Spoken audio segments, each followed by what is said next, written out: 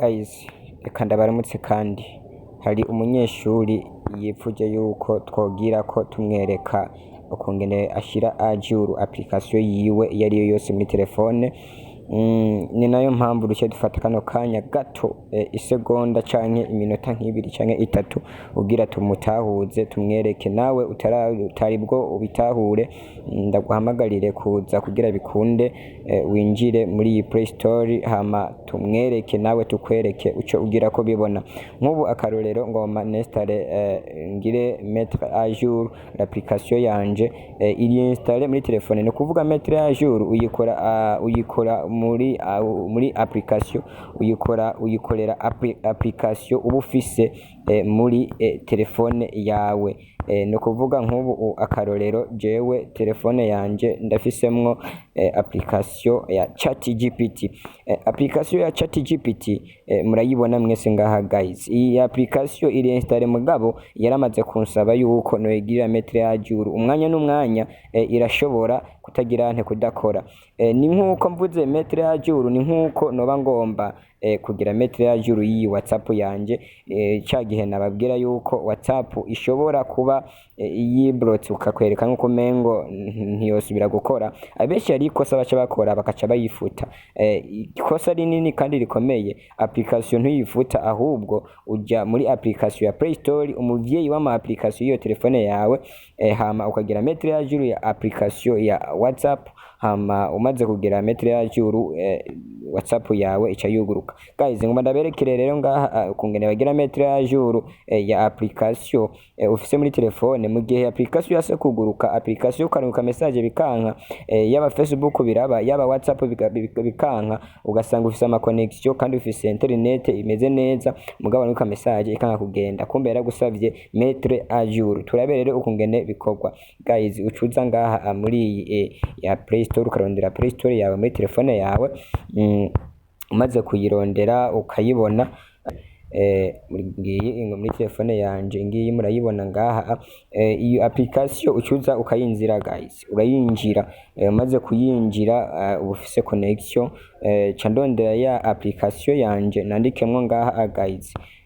Canandikamo ngaha muri barre de recherche aho nkandikamwo nkuko kare nari nigishije icigisho cerekana ko Meta AI iri muri Facebook kungene ushobora kuyirondera. Rero reka tugaruke ngaha tuce twandikamwo ChatGPT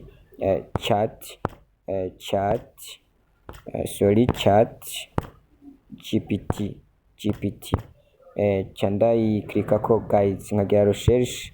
Ngize recherche guys, nibaze yuko muza mwabonye application ya application navuga yaransavye mettre à jour. Irabikwereka ikaze kubikwereka ngaha hejuru kukiyo ihaza n'ama notification guys. Telefone nta kibazo izogira itakweretse.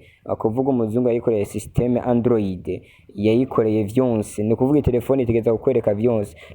Tugenda tu notification guys tuza ngaha hejuru ugaca usanga ngaha hari utuntu twishi tuba dufite icyo tuvuga, kugerageza kudusoma hama ugatahura hama ukavuga ati ifone yanjye ndayishire ku gihe.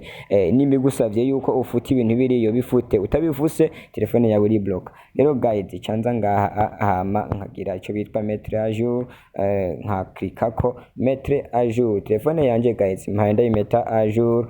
Urabona guys ikirarondera installer, ni kuvuga insubije inyuma, ni kuvuga guys ucura ko connection zimeze neza. Connection tuzuka ziraba ngako zimeze neza. Nk'ubu je maye nkoresha wifi, ni nkuko shobora guca ndayikuramwo mu gihe bibandanije vyanka. Reka nsubire ndayirance ndabe mettre à jour guys.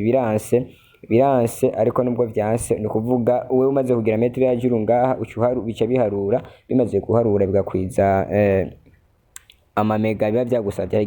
Isaba application igasaba amamega 20 canke 30 canke 15 canke 17. Ayo mamega amaze kuba yuzuye, application ikizana ngaha ikakuzanirako ngo ouvrir. Guys, ikizana ngaha igashirako ngo ouvrir.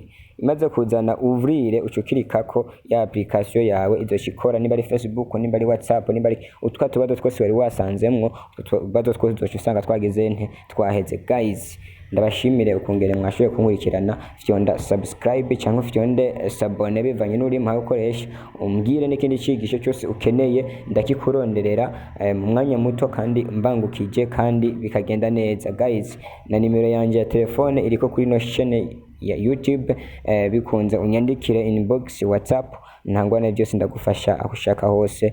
Murakoze, ciao ciao.